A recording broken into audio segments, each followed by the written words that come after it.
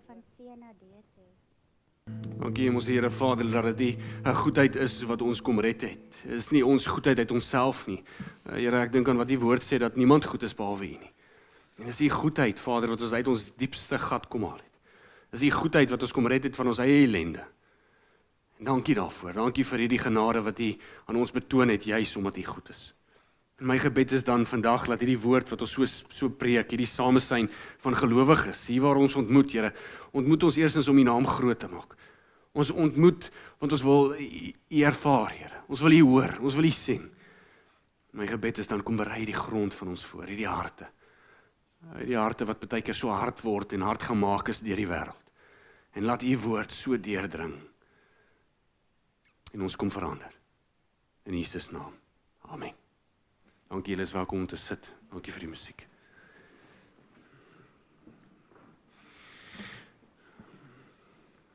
Terwyl hulle afstap, is julle welkom om so lank oop te maak by Hebreërs 11 vers 1 tot 3. Hebreërs 11 vers 1 tot 3.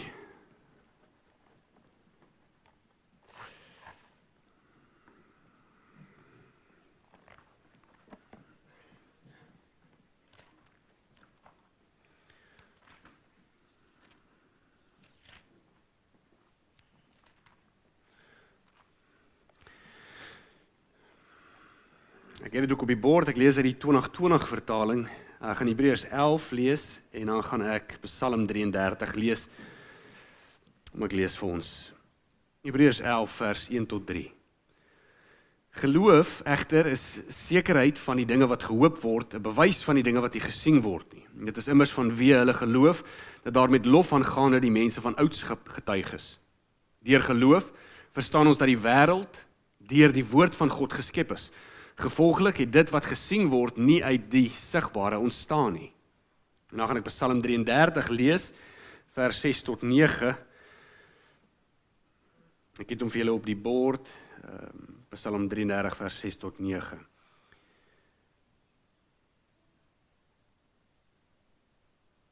Deur die woord van die Here is die hemele gemaak, deur die asem van sy mond die hemel se hele leer. Hy hou die water van die see soos in 'n dam bymekaar. Hy bære die wêreldvloede weg in skatkamers. Die hele aarde moet vir die Here ontzag hê. Hom moet al die bewoners van die wêreld vrees, want hy het gepraat en dit was daar. Hy het beveel en toe staan dit daar. Psalm 33, Hebreërs 1 loop natuurlik hand in hand met die skepingsnarratief wat ons kry in Genesis 1, hoe die Here geskep het.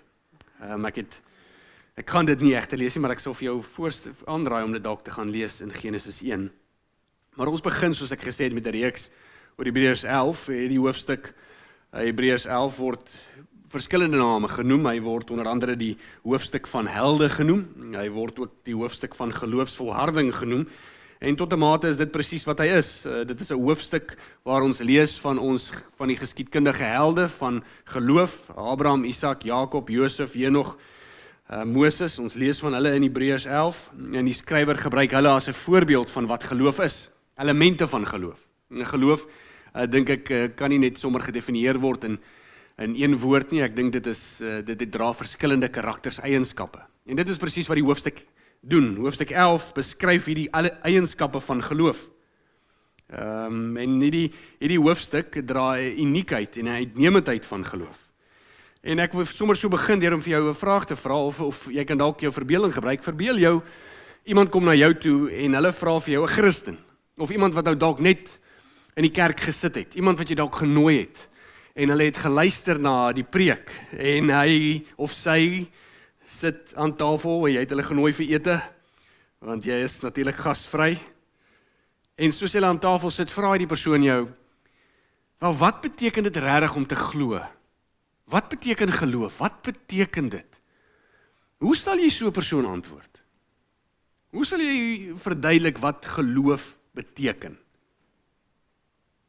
En die ding wat Christendom anders te maak, die ding wat Christendom uitsonder van al die ander gelowe, is dat Christendom sê jy word gered op grond van geloof. Al die ander gelowe sê iets anderste. Christendom is die enigste een wat sê, net op grond van geloof word jy gered. Nee, Efesiërs 2, ek kom daarby, maar Efesiërs 2 sê dit.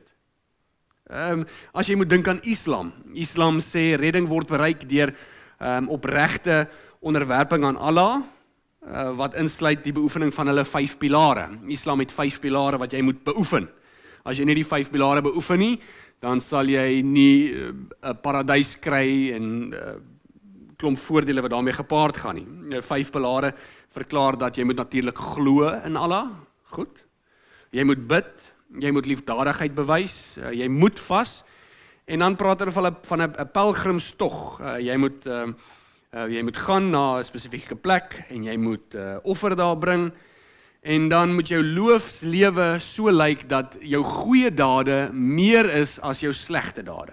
Dan sal jy redding kry.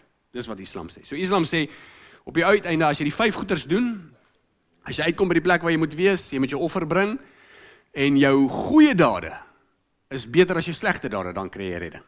So jy lewe op 'n skaal. Dis Islam. Hindoeïsme is die aanhangers van moksha. Hindoeïsme praat, dis die ouens wat glo in die reïnkarnasie, nee, as jy nou sterf, dan word jy dalk 'n skoenlapper, hang af nou hoe goed jy was, party sal dalk 'n wurm word. So, en hulle glo dat karma, as jy nou sleg doen, gaan slegte goed gebeur met jou, en jy moet uit hierdie siklus van hierdie wedergeboorte kom,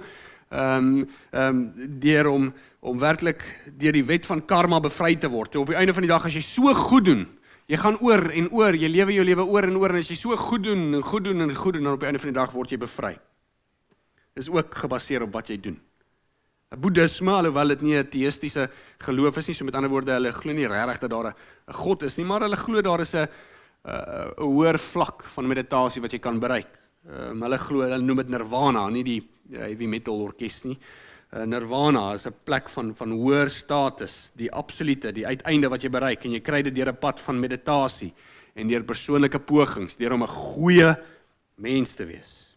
Judaïsme dieselfde, die Joodse geloof. Die Jode glo dat as hulle die verbondsverhouding met God nakom, die mitzvot, as hulle dit nakom, en hulle gehoorsaam dit ten volle, dan sal hulle bevryding kry. En Katolicisme dieselfde, Oosterse ortodoksie dieselfde, die Katolieke is dieselfde, hulle sê dat, ja, dit is geloof, hulle glo in geloof, hulle word gered op grond van geloof, maar nie net geloof nie, dis geloof en werke. Op die einde van die dag, as jou goeie werke goed genoeg is, dan sal jy ook die hemel bereik, maar jy moet glo, dis 'n voorvereiste is glo, maar nog steeds gebaseer op werke. Hulle praat van 'n tipe van 'n sinergie tussen geloof en werke. En so kan ek deur alle tipe gelowe gaan. En vir jou uitwys, dat al die ander gelowe, is daar altyd geloof en. Daar's altyd 'n en. Daar's altyd ietsie wat jy moet doen, om jou redding te kry. Christendom is die enigste geloof, die enigste geloof, wat nie afhanklik is van jou werke nie.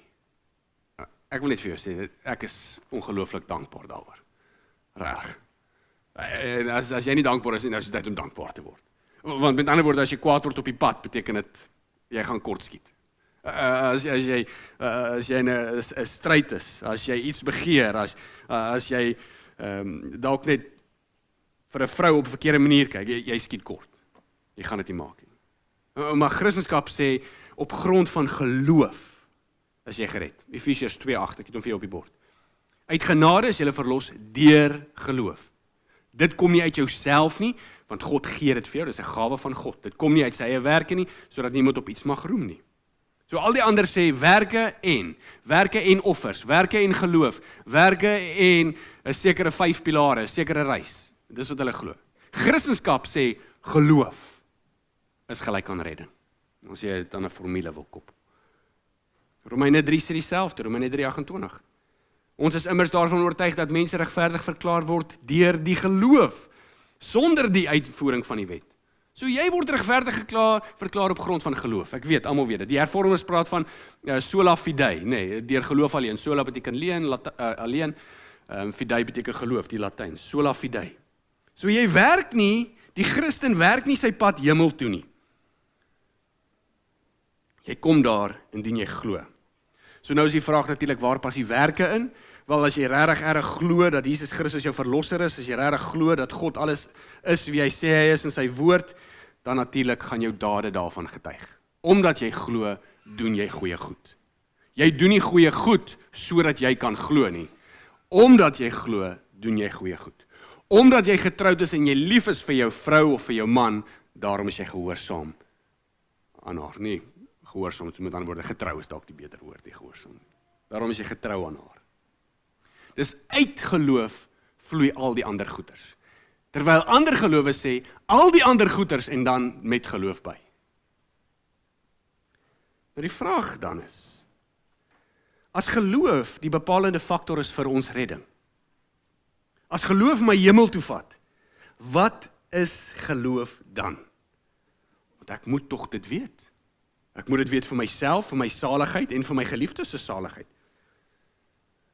Want ek moet dit hê om gered te word. En in die volgende paar weke gaan ons bietjie kyk na geloof en ek dink dalk, ek hoop nie, baie sê, ek onthou hulle het altyd vir my gesê, jy weet, die goedjies wat hulle al vergeet het, moet ek nog leer. En ek seker is so, baie van julle is ouer as ek en julle weet seker hierdie goeders en ek moet dit nou dalk nog leer en julle het dit al vergeet, maar as jy dit dan vergeet het, laat ek jou dan net herinner oor die volgende paar weke. Maar vandag gaan ons net probeer om 'n mooi definisie te kry van geloof. Wat dit is. Want as ons dit kan verstaan, dan dink ek dit gaan regtig die fondasie lê. Dit gaan die wegspringblokke wees vir die volgende reisies wat voor lê. En laat ek sommer om te begin, dit om te sê wat dit nie is nie, wat geloof nie is nie. En ek noem jy spesifiek, ek dink daar's baie goed wat ek kan sê wat dit nie is nie, maar ek noem spesifiek hierdie goed, want ek sien dit in Christelike kerke. Ek sien hoe predikers dit verkondig, maar dis nie geloof nie. Geloof is, ek noem nou net 3 goed, maar geloof is nie, eerstens, geloof is nie 'n gevoel nie. Geloof is nie 'n emosionele oortuiging nie. Jy kan nie sê dis 'n gevoel nie. Is jy 'n Christen? Ja, hoekom is jy 'n Christen? Want ek voel so. Voel jy's 'n Christen? Ja, ek voel. Ek sê, "Sjoe, maar ek het nie daai gevoel nie. Kan ek 'n Christen word?" Nee, jy moet eers die gevoel kry. Wat is 'n gevoel? Ek weet nie, is 'n gevoel van binne. Uit jou maag uit? Miskien uit jou maag uit. Hoe kry ek hierdie gevoel? Wat moet ek eet? Wat moet ek drink om hierdie gevoel te kry? Dit is gevaarlik om te sê dis 'n gevoel. Want weer eens nou begin ons dit koppel aan sekere Griekse gelowe, nê? Nee, Hellenistiese oortuigings. Die Helleniste het geglo dat van hulle gode, hulle het mos klomp gode, Zeus, Aphrodite, Achilles, julle onthou daai Griekse gode, Griekse mitologie. En hulle het 'n god gehad wat die god was oor wyn. Dis die god om te aanbid, sê die Grieke gesê. Natuurlik kan jy dink, want 'n god van wyn, wat kry jy? Jy kry wyn. Jy kry dronkenskap. En dan het hulle gesê, die oomblik wanneer ons die invloed is, dan kry ons 'n gevoel. En natuurlik gaan jy 'n gevoel kry. Want dis wat wyn doen. Dan kry jy 'n gevoel, en as jy die gevoel kry, dan sê hulle, nou is die Here besig om met my te praat. Hulle Here, nie ons Here nie. Hulle God. Dis wanneer hulle gedans het en losbandig opgetree het, en hulle het gesien, hulle stel die God van wyn tevrede, as hulle onder die invloed van wyn is. Christendom is nie 'n gevoel nie. Christendom kan nie 'n gevoel wees nie. En as ek praat van binne kerke wat dit verkondig, dan sê kerke gewoonlik, jy weet, ons gaan kerk toe want ons kry 'n lekker gevoel. Ja, die worship is fantasties en ons voel die Here is naby. Maar as my geloof afhanklik is van my gevoel, dan sê ek vir jou, wat as jou gevoel weggaan? En miskien moet ek vra, hoeveel emosie ervaar, as jy jouself nou moes evalueer, hoeveel emosie ervaar jy in 'n week? Ek weet, vrouens is meer emosioneel ingestel, ek bedoel dit glad nie in 'n beledigende sin nie. Vrouens is meer emosioneel ingestel, maar hoeveel emosie ervaar jy? As iemand voor jou indraai, raak jy kwaad. As iemand jou 'n drukkie gee, ek is nou nie 'n drukkie ou nie, maar ek gee drukkies maar. As iemand jou 'n drukkie gee, dan voel jy warm, dan voel jy gelukkig. As iemand jou 'n geskenkie gee, dan is jy opgewonde. As jy vroeg moet opstaan, as jy dalk so 'n bietjie bedroef. Jou emosies fluktueer in 'n week, is op en af. Dit lyk soos 'n sinusgolf, nê, onthou julle wiskunde. 'n Sinusgolf, nê, op en af en op en af. Nou, hoe kan jy iets so belangrik soos jou geloof baseer op iets wat so fluktueer? Kan nie. Geloof is nie 'n gevoel nie. Die gevoel is 'n produk van dit wat jy glo. Nee. Weereens, as ek die huwelik kan gebruik as 'n voorbeeld, ek en my vrou is lief vir mekaar, al voel ek nie altyd die liefde nie. Ek sê nie, dis nie vanaf haar kant nie. Ek is oortuig, ek is lief vir haar. Ek is oortuig. Ek het 'n oortuiging in my ten spyte van die emosie wat nou teenwoordig is. Geloof is dieselfde konsep.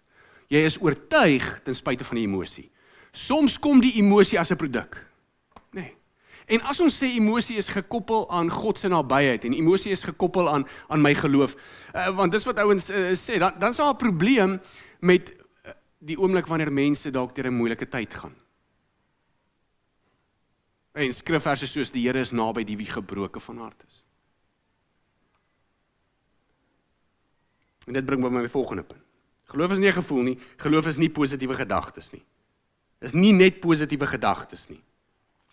Soos jy moenie net positief dink, dan het jy geloof nie. En ouens sê dit, ouens preek dit en hulle verkondig dit. Nee, ek het al gesê. Hulle het gesê, ja, spreek dit oor jou lewe, spreek dit oor jou gesin. Moenie dit claim nie, moenie dit eis nie, moenie dit vat nie. Nee, spreek, alles positief, alles positief. Maar wat van Dawid wat gerou en getreur het? Was die Here dan nie naby aan hom nie? Het hy nie meer geloof gehad die oomblik toe hy dit gedoen het nie? Wat van Paulus toe hy hierdie lang hoofstuk skryf oor die moeilike tye waardeur hy gegaan het en gesê die Here was nog steeds getrou? Dit is nie net positief nie. Met dit sê ek nie dat ons pessimiste moet word nie. Ek sê nie, ons almal hou van 'n optimis. Ons almal hou van positief. En dit is goed dat ons mekaar positief opbou, nê? En die skrif sê ook, ons moet positief opbou, verseker. Maar ons kan nie sê my geloof is net positiewe gedagtes nie. Ek weet in tye van swaar kry het ek die Here se nabyheid ervaar. Soos nog nooit van tevore nie. Positiewe gedagtes is nie 'n vervanger van geloof nie. Emosie is nie 'n vervanger van geloof nie. En my derde punt. Geloof kan nie geskei word van die verstand nie. Geloof kan nie geskei word van die kognitiewe nie. Met ander woorde, jy moet jou brein gebruik as jy glo. Jou brein. En ergens dink baie van die Christendom dat geloof is net 'n kwessie van die hart en nie van die brein nie. En dit is vreemd, want die Bybel sê my volk gaan te gronde weens gebrek aan kennis. En volgens my kennis is 'n kognitiewe element. Dit is in jou brein, dit is 'n verstanding. En dan sê hulle gewoonlik, geloof is blinde geloof. Jy hoef jou brein te gebruik, jy glo net. Dis blinde geloof. Spring net in, slinger jouself in die duister in. Glo net, moenie worry oor die feite nie. Glo net, jy weet nie wat jy gaan kry nie. Glo net. Knyp jou oë toe, byt vas en hier gaan ek. En jy glo wat jy glo sonder sekerheid. Jy glo net omdat jy dit glo. As jy Christen, ja, hoekom? Ek glo so. Hoekom glo jy? Nee, ek glo net want ek weet ek glo wat ek glo. Ek glo net, dis al wat ek weet en ek glo. Dis al. Laat my dink aan die grappie wat Alistair Begg vertel het. Hy vertel van die ou wat na sy sielkundige toe gaan en hy stap op met die trap en hy kom by die sielkundige aan en die sielkundige, hy sê vir hom, ja meneer, hoe help ek jou? Hy sê vir die sielkundige, jong, weet jy, ek is dood. En die sielkundige sê, hoe nou? Hy sê, ek is dood. Hy sê, hoe is hy dood? Jy het by die trap opgestap. Hy sê, ja, hy weet, maar hy is dood. Die sielkundige sê, sjoe, maar ek en jy het nou 'n gesprek, jy praat met my, jy kyk vir my. Sê dit nie vir jou iets nie? Hy sê, nee, dit sê vir my niks. Ek is dood. En die sielkundige gefassineer deur hierdie ou, hy vra toe vir hom, wel kan ek jou vraag vra, bloei dooie mense? En die man sê, nee, dooie mense bloei nie. En die sielkundige vat toe 'n naald en hy druk hom op sy duim en hy druk die bloed uit. En die man kyk so, hy sê, my maggies, dit lyk vir my dooie mense kan tog bloei. Ja, dis die konsep. Mense glo wat hulle glo en daar is net geen oortuiging nie. Hulle is vas in hulle weë en dis die einde daarvan. Hoekom glo ons? Hoekom? En ek wil so 'n bietjie by hierdie punt stil staan, net by die kognitief, by die brein, by die verstand, by die denke, by die bewyse. Want ek dink dit gaan ons soveel duidelikheid gee. Ek dink ons gaan asem kan haal in ons geloof. Regte geloof, Bybelse geloof, is nie om blindelings net in 'n rigting in te karring nie. Bybelse geloof is om te weet. En natuurlik, om te weet eerstens dat God bestaan en om te weet dat hy deur sy seun kom doen net wat hy gesê het hy gaan doen. Dis nie om te wonder nie, is om te weet. Bybelse geloof is om te weet, dit is wat vers 1 sê. Geloof is 'n sekerheid van dit wat ons hoop vir die hemel, ons hoop vir verlossing, ons hoop vir ons Christus, ons hoop vir ons Here wat terugkom, verseker. Bybelse geloof is 'n sekerheid en dis 'n bewys. Sekerheid en bewys, twee woorde wat klink soos konkrete bewyse. En dan vers 6, as jy in hoofstuk 11 verder lees, gaan jy sien, sonder geloof is dit onmoontlik om God te behaag. Want wie tot God nader moet glo dat hy bestaan en dat hy die beloon wat hom soek. So met ander woorde, jy gaan nie God se guns kry as jy nie weet dat hy bestaan nie. Want geloof het ons nou net gesê is om te weet. Weet jy hy bestaan? Weet jy hy het geskep? Weet jy dat alles wat hy sê in die woord van hom is waar, is eg? Dis nie wat dit is. Dis nie gevoel nie. Dis nie positiewe gedagtes nie. Dis nie iets wat net gebeur met jou. Dit is ook kognitief. Dis intellektueel. En Jesus sê nie vir ons dat ons om net blindelings moet glo sonder feite nie. Ek dink geloof roep ons op om feite te glo. Sonder dat ons hoef te sien. Ons hoef nie God of Jesus te sien om te glo nie. Nou moet ons net reg verstaan. Die Engels sê gewoonlik seeing is believing, nee, hulle sê dit. Seeing is nie believing nie. Kom ek beskryf jou wat ek bedoel. Wie glo in die bestaan van Albert Einstein? Wie glo in die bestaan van Hitler? Wie glo in die bestaan van Alexander die Grote? Of miskien moet ek dit bietjie meer huis toe bring, nee. Wie glo in die bestaan van Jan van Riebeeck, nie Jan van der Merwe nie, Jan van Riebeeck, nee, Jan van der Merwe is die man met die grappies. Jan van Riebeeck. Wie glo in hulle bestaan? Het een van ons hulle gesien? Nee nie. Ons glo in hulle bestaan, ons weet hulle het goed gedoen, want ons sien eerstens, ons sien hulle gevolge, ons sien die wêreld se gevolge daarop, en tweedens ons skrywes oor hulle, geskiedenis oor hulle, maar tog glo ons hulle bestaan. Dit is gebaseer op feite. Om te glo is om te weet. Daarom is daaroor hulle geskrywe, en dit is oorgedra.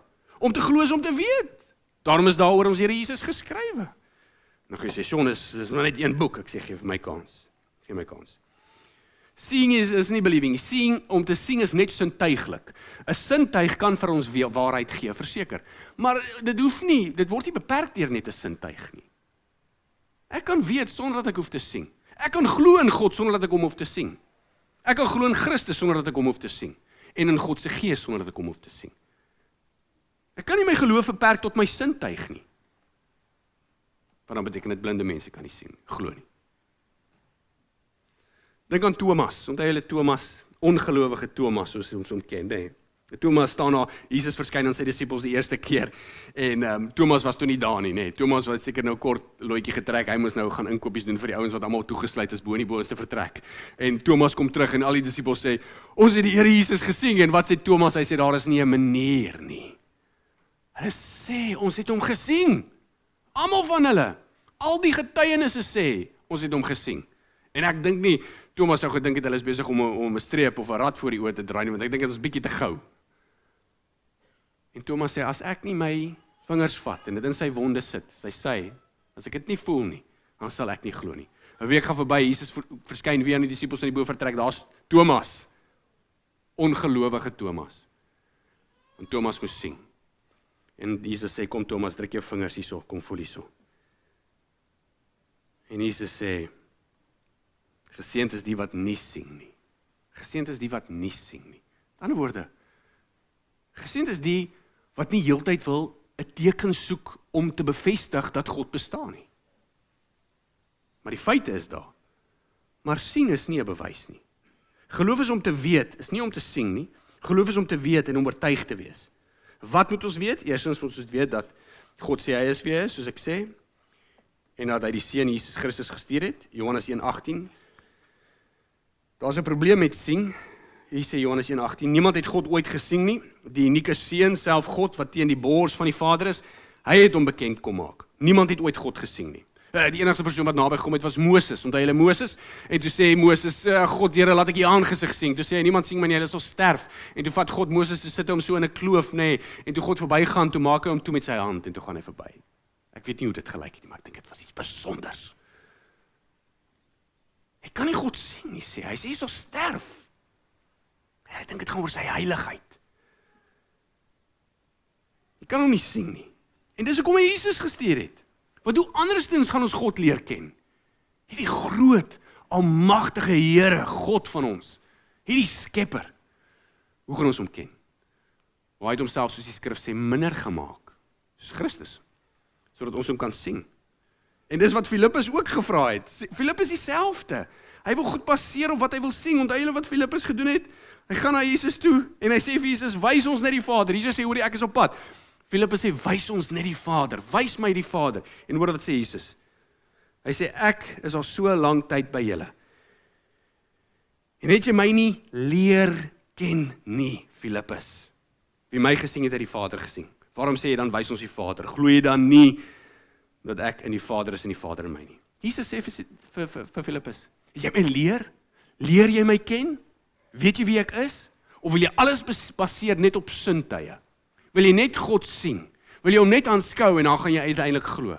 Filippus, was ek nie so lank vir 3 jaar by jou nie? Het jy nie gesien hoe ek brood vermeerder, vis vermeerder, blindes laat sien, lammes laat loop?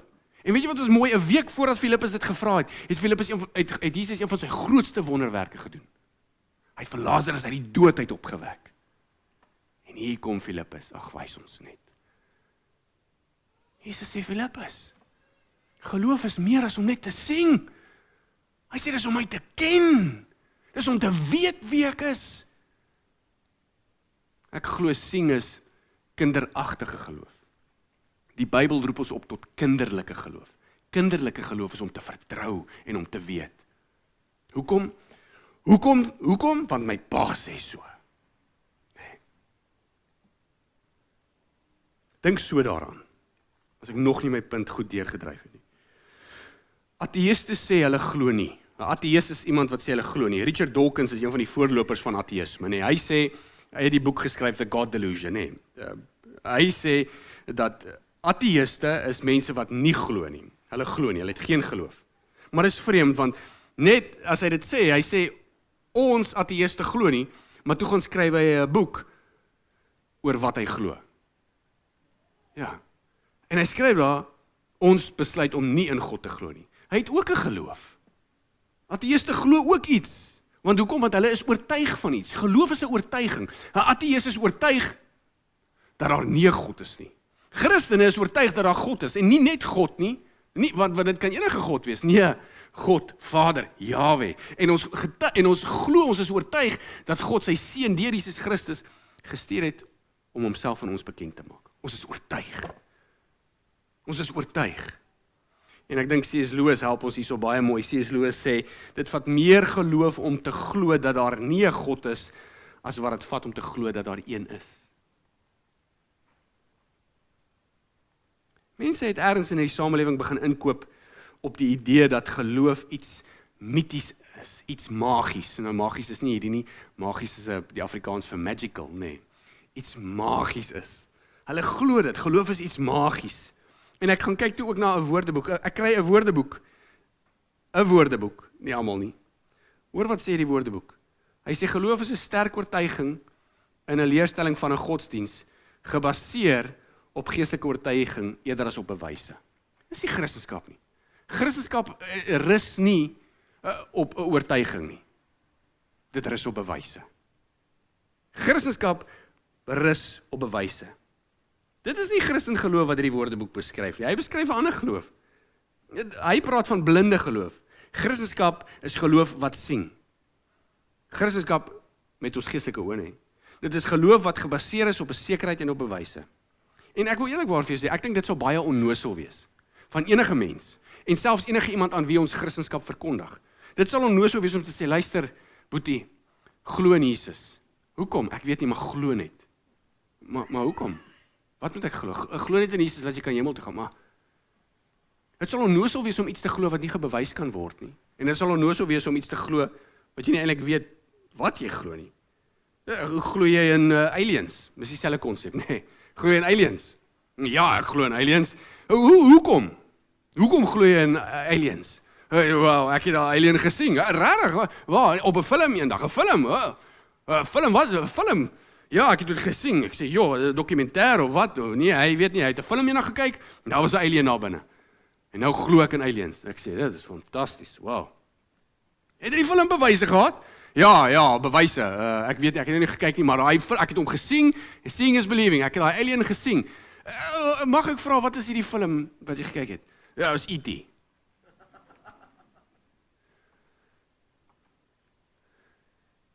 En ek dink dis hoekom die wêreld vandag in 'n dilemma is van mans wat glo hulle is vrouens. Vrouens wat glo hulle is mans. 'n Mans wat glo hy kan 'n kat wees as hy miau. Of 'n tafel as hy lank genoeg stil staan. Dit is gebaseer op geen bewyse nie, maar gebaseer op menslike opinies. Christendom is nie so nie. Is nie so nie. Ons baseer ons geloof op wat ons weet. Nie op een of ander film nie. Nie op wat ek voel nie. En nie op my eie denke of my opinie nie. Ek sukkel baie keer om my eie opinie aan my vrou te verkoop so. Geloof is gebaseer op wat ons weet. Jy weet, wanneer ek sê ek glo dit of ek glo dat, dan is die logiese volgende vraag vir enige ou, hoekom glo jy dit? Ek glo hierdie motor is besig om, ek weet nie, sy ringe moet vervang word. Hoekom? Want hierdie rook en daai en dit en hierdie. Hoekom? Nee, ek voel so. Die logiese vraag is, hoekom glo jy dit? Op watter grond? En wanneer ons met mense praat en vir hulle sê, jy moet glo, sodat jy gered kan word, dan moet jy die volgende woorde moet wees, dit is hoekom jy moet glo. En jy moet dit kan bewys. So, Christendom is 'n geloof wat gebaseer is op bewyse, nie aannames nie. Dis nie aannames nie, dis nie opinies nie, dis bewyse.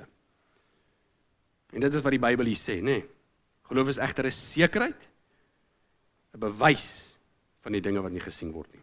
So nou vra ons, wat se bewyse? Ek is so bly, julle het gevra. Want dit beteken ek kan aangaan en ek hoef nie af te sluit nie, nê? Wat se bewyse? Wel, ek gaan hom so opdeel. Ons het eksterne bewyse vir Christus, vir die Bybel, en ons het interne bewyse. Die eksterne bewyse is bewyse van buitebronne, buite die Bybel.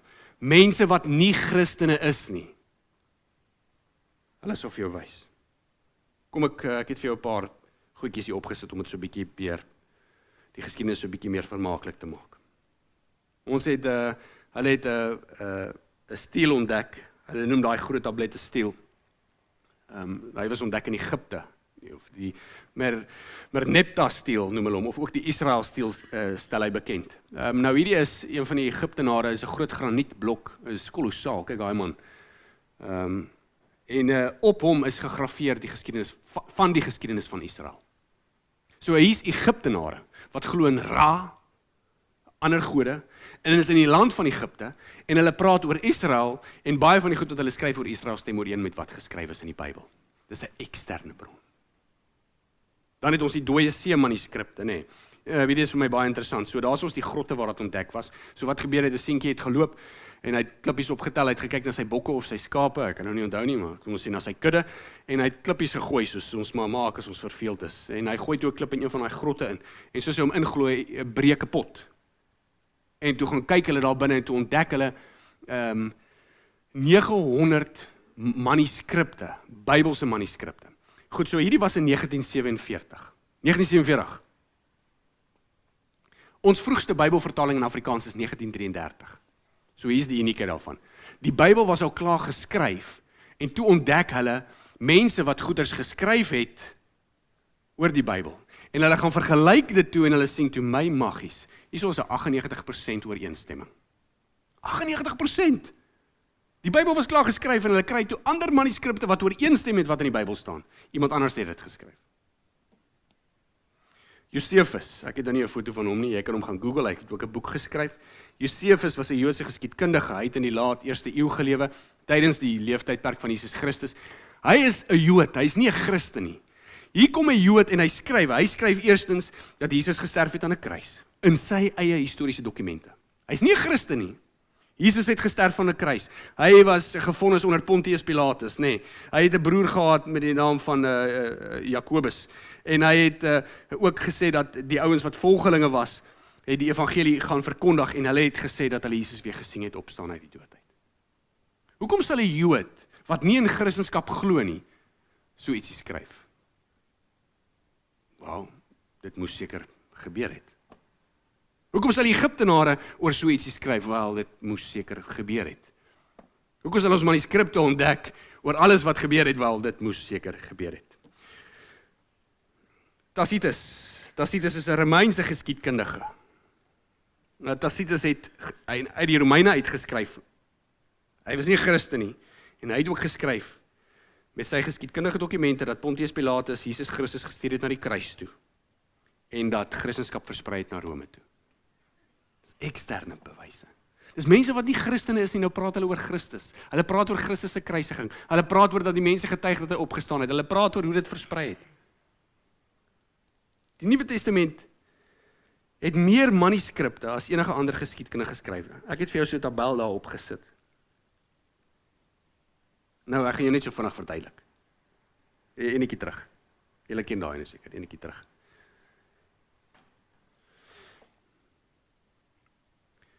So wat gebeur is, die ou tyd is, mense het nie goeders gefotostateer nie, want dan was die fotostaatmasjiene nie, nee. So, iemand het iets geskryf, en dan het hulle dit gevat na iemand toe, dan daai iemand het oorgeskryf, nou is daar 2 manuskripte. Dan vat iemand dit na iemand anders toe, hy gee hom syne terug, en hy skryf dit oor, dan is daar 3 manuskripte. En so het die manuskripte vermeerder en vermeerder en vermeerder, nee. Die geskiedkundige dokument wat die meeste manuskripte het, nou praat ek nie van die Bybel nie, is Homer's Iliad. Homer's Iliad gaan oor die Trojaanse perd. Nou, Troy, die movie Troy, met die perd waar die mense ingeklim het, dit het regtig gebeur. Hoe weet hulle dit gebeur? Hulle het manuskripte gekry. Hulle het papiere gekry waarop alles geskryf was. Weet jy hoeveel papier het hulle gekry? 1800 tot 2200 papier het hulle gekry, om daai storie te vertel, met die Trojaanse oorlog. Dis uitstekend. So die ouens sê, dit het regtig gebeur. Kyk, hier's 2000 oorskrywe, mense wat die goeders neergeskryf het, en gesê, kyk, dit het regtig gebeur. Dit is die een wat die meeste kom in die naaste aan die Nuwe Testament. Die Nuwe Testament alleen. Weet jy hoeveel keer het mense die Nuwe Testament gebeure neergeskryf, en oorgeskryf, en versprei, en almal hulle weergawe neergeskryf? 24.000 keer. 24.000. Daar is geen ander geskiedkundige manuskrip in die wêreld wat so naby kom as die Nuwe Testament nie. Daar is geen twyfel dat hierdie woord wat ons hier het, spite van die vertalings, dat dit 'n akkurate weergawe is van feite wat vir ons deurgegee is. Dit is nie 'n opinie gedrewe nie. God het seker gemaak, mense skryf neer wat gebeur. Hoe seker het hy gemaak? Wel, 24.000 keer. En dis net die Nuwe Testament. Ons glo in Julius Caesar, hy is die laagste op die lys, hierso wat ons nou het, op die tabel wat ek het. Julius Caesar, daar is maar net 10 manuskripte geskryf oor Julius, maar almal glo in keiser Julius, nee. Julius, heil Julius, nee. Maar daar's net 10 dokumente van hom. Maar tog bevraagteken ons hom nie. Hoekom is dit dat ons Christus bevraagteken? As daar 24.000 manuskripte is. Daai is ekstern. Ek het nou gepraat van mense buite die Bybel. Kan ek net bietjie die Bybel gebruik om jou te oortuig en dan se glo? Want ons moet glo. Ons het gesê glo is om te weet. As jy nog nie weet nie, hier's intern. Goed, daar julle het ons seker hierdie gesien. Hier is 'n bekende en hy het sy rondes gedoen, die reënboog, nê. Nee. Elke wit streepie daaronder is 'n skrifvers. Skrifvers. Hoe langer die wit gedeelte, hoe meer word die skrifvers herhaal. So hierdie is die Bybel, daai lyn is die Bybel. En daar binne is die skrifvers. En elke boog is waar elke skrifvers 'n ander skrifvers noem. Dit is 'n parallel, nee, is 'n verwysing. En elke boog dien as 'n verwysing. En dan die lengte van die wit lyntjie is hoeveel keer hy herhaal word. Nou hiersoos, dis nou baie interessant. So die Bybel herhaal homself. Agter praat met voor praat met voor praat met agter praat met die middel praat met derde praat met 2/3 en so gaan ons aan, nee, en so gaan ons aan. Hy noem mekaar. En nêrens vind ons 'n weerspreking nie. Nêrens sê hierdie ou luister deur Jesus en hierdie ander ou sê nee, luister deur Mohammed of deur Allah. Nêrens bots dit wat hulle sê nie. Nou as een ou dit geskryf het, ja, dan kan ons dit glo. Maar dis nie net een ou wat hierdie Bybel geskryf het nie. Daar is meer as 40 mense wat hierdie boek geskryf het, in 3 verskillende tale, en oor 'n tydperk van 1600 jaar. Kan jy dink die eerste ou, wat iets geskryf het in die Bybel, dat hy iets noem en dit stem ooreen met die ou, heel aan die einde, 1600 jaar later, in 'n ander taal, en 'n ander skrywer. Stem ooreen. As dit opinie gedrewe was, sou daar weersprekings gekom het. Goed sou nie ooreengestem het nie. Dit stem ooreen. Hoe het dit gebeur? Waar ek glo God natuurlik is die skrywer deur die Gees. Daar moes een outeer en is God, alhoewel hy 40 verskillende mense gebruik het. En as die Bybel nie vir jou genoeg is nie, kyk na die skepping. Die skepping getuig van God. Dit is wat ons gelees het by Psalm 33. Laat ek net gou dit vir jou sê en dan beweeg ek aan. As ons kyk na die skepping, as ons kyk na ons ekosisteem, as ons kyk na die mens, die biologie, wetenskap, ons kyk na die sterrestelsels, dan kan ons nie anders as om te sê, maar luister, hier is iemand wat hierdie goed ontwerp het nie. Ons het so verval in 'n plek dat ons hierdie valse goed glo, dat ons dink, dit is regtig evolusie en is Big Bang, want dis wat die skole leer, en omdat die skole dit leer, moet dit reg wees. Maar dit is eintlik so waansinnige gedagte, om te dink dat uit niks uit het alles bestaan nie. Dit is so goed soos ek is daar op die lifestyle, en ek is besig om die gras te sny, en ek hoor iewers skielik hierdie harde plof geluid, nee, en ek stop, en ek klim af, en ek gaan kyk, en soos ek al aanstap, sê ek, kyk in die huis, wat het die huis vandaan gekom?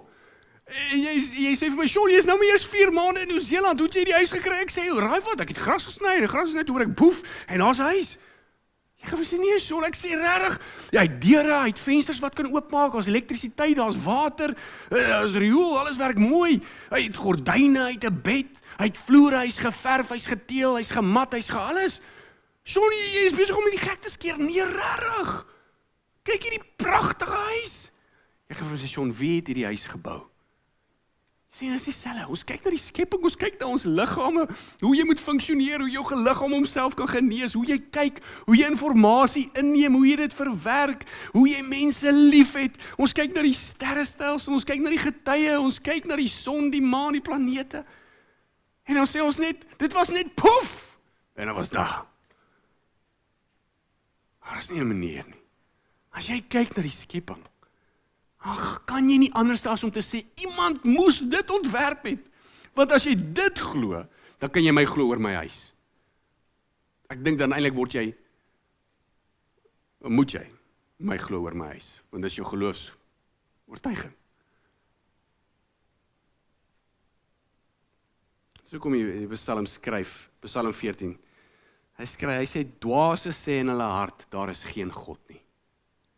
Hy sê, jy hoef nie ver te kyk vir bewyse nie. En miskien is dit 'n goeie plek waar ons onsself moet vra, en geliefdes, hoekom glo ons? Ek sê, ek glo want ek weet. Ek weet hy's 'n argitek. Ek sien die werk van sy hande, in myself, in my kinders. Baie van julle weet as jy jou eerste kind, nie dat ons hulle uitsonder nie, maar die eerste kind, die eerste keer toe jy pa word, was vir my 'n besonderse oomblik gewees. Hoe is dit? Dat daai iewers skielik net 'n hartklopie gekry het. Wanneer het hy sy siel gekry? Wie het hom lewe gegee? Hoe is dit? Iets so kompleks en so baie goed kan verkeerd gaan. Nie soos hy. Ek sê daar's 'n argitek. Geloof is nie om te glo sonder bewyse nie. Ek dink mense kies om blind te wees vir die bewyse. Want ons wil blind wees, ons vlees wil blind wees. Ons wil glo daar is nie 'n God nie. Want die oomblik as ons glo daar is 'n God, dan beteken dit ons moet hom gehoorsaam. Die oomblik as ons glo daar is 'n God, dan beteken dit ons moet onsself onderwerp. En hier's ek, mens, sterk vlees, ek kan self, sê die Afrikaner, nee, ek kan self. Ek wil myself nie onderwerp aan die God nie. Ek wil myself nie onderwerp aan sy gebod en sy wet nie. So ek kies net om nie te glo dat daar nie een is nie. Of jy dit glo of nie, dit beteken dit vat nie die bewyse weg nie. Hoor wat skryf Johannes, intern bewys. Johannes 20:31, hierdie dinge, aan die einde van sy evangelie, hierdie dinge is egter neergeskryf, sodat julle kan glo dat Jesus die Christus is, die Seun van God, en dat julle deur die geloof die lewe in sy naam kan hê.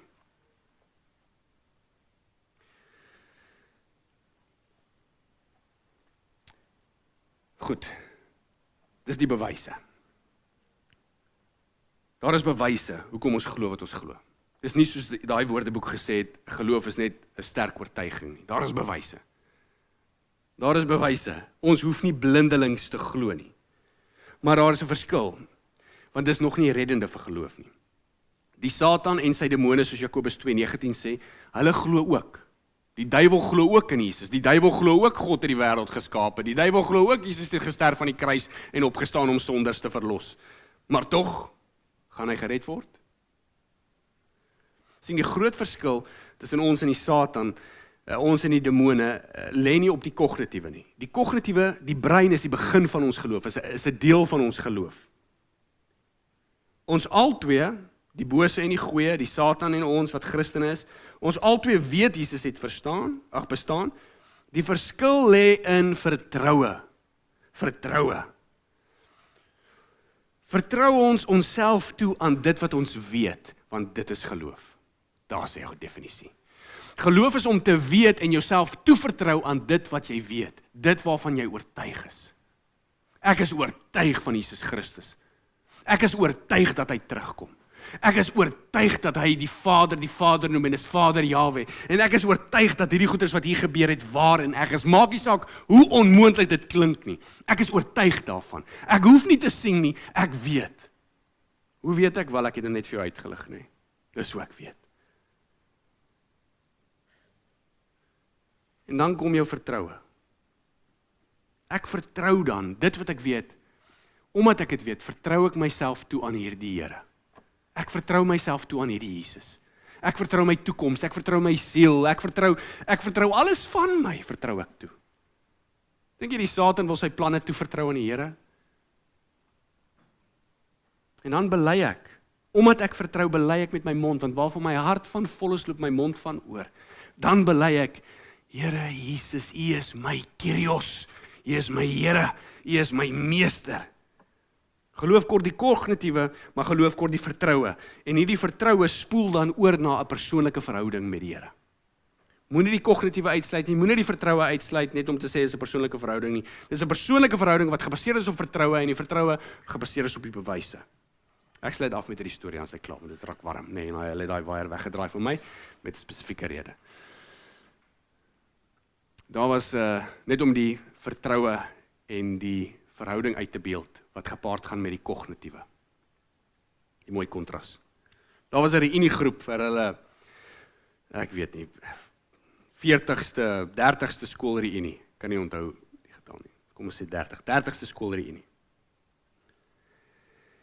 En hulle het toe by 'n vakansieoord gegaan, na 'n vakansieoord toe gegaan en op by die vakansieoord groter unieklas het hulle toe 'n bekende akteur gekry om deel te wees en om vir hulle vertonings te gee. Doen vir ons 'n vertoning, nee, as 'n tipe van lekker show vir al die ouer mense. Hulle is nou al afgetree. Vir al die ouer mense, so miskien moet ons dit 40 of 50 jaar in maak. So die ouer mense afgetree. Kry hulle toe hierdie bekende akteur. En die aand lê die akteur mooi items voor en hy beeld goeders uit en die mense is vermaak en hulle hou daarvan en dit is so fantasties. Nee, en aan die einde van dit sê hy, jong, weet jy, julle was so goeie gehoor, sê die akteur. Hy sê, ek gaan nou iets doen wat ek nooit gedoen het nie. Ek wil vir julle vra, is daar 'n item wat julle wil hê ek moet vir julle voorlê? En die gehoor is so stil. En daar agter steek iemand 'n hand op en hy sê, ja meneer, u daar agter, hier met die minhare. En die ou oom staan toe op. En die ou oom sê, jong, seun, baie dankie, dit was werklik goed. Hy sê, ek is 'n afgetrede prediker. Hy sê, kan ek jou vra om Psalm 23 vir my voor te lê? Die akteur sê, jong, weet jy, ek het nou nie, ek is nou regtig nie so in die Bybelse goeders in nie, maar Psalm 23 ken ek nou darm maar van skooljare, en okay, omdat u dit vra, en ek het versoek, of daar iets is, so laat ek dit nou maar probeer tot die beste. En die ou dominee gaan sit. En die akteur begin, en hy lê dit voor, die Here is my herder, nee. En hy lê dit voor met passie en ambisie, en is mooi, sonder fout. En hy's klaar, en die ou mense gee 'n groot applaus. Pragtig, wonderlik, dit is fantasties. En die akteur dink toe by homself, weet jy, hy sê, meneer, dankie, dit was nou vir my regtig inspirerend. Maar omdat u, wat 'n ou afgetrede dominee is, dit aan my gerig het, kan ek u vra dat u dit vir ons sal voorlê? Die predikant staan toe op en sê, jong, weet jy, ek is nie regtig goed daarin nie. Hy sê, maar omdat jy my versoek uitgevoer het, sal ek jou versoek uitvoer. En hy sê, kom asseblief na vore, en hy sê, ek sal sommer net hier staan. En die afgetrede dominee staan op en hy begin met Psalm 23. En hy is klaar met Psalm 23. En daar is geen applaus nie. Maar die mense se hoofde is gebuig. Gesigte was vol trane. En die akteur sê, hy sê, sien julle die verskil? Hy sê, ek het julle ore en julle oë gestreel. Maar hierdie man het met julle harte gepraat. Hy sê, ek ken Psalm 23, maar daai man, hy ken die goeie herder. Maar daar is 'n verskil van kennis en verhouding. Die kennis moet oorspoel na verhouding. En wanneer ons by daai twee elemente uitkom, dan sê ons dis geloof. Kom ons bid. Hemelse Here Vader, ons sing in Efesiërs 2 dat geloof is 'n gawe wat U vir ons gee. So daarom is ons eerste nederige vraag en versoek, Here, is dat U tog hierdie gawe aan ons sal gee. Meer sal gee. Versterk ons geloof, verdiep ons geloof. Vader, natuurlik op grond van die bewyse. Maar ons wil nie by die bewyse stop nie, ons wil hê dit moet oorspoel na verhouding. Want as ons ontbreek in dit, Here, ontbreek ons in die ewige lewe. My gebed is vir harte wat hier sit, wat getwyfel het en gewonder het, hoekom glo hulle wat hulle glo, wat selfs in U bestaan getwyfel het. Vader, wees ons tog genadig. En laat ons vandag by daai deur uitstap en sê, weet jy, ek is oortuig.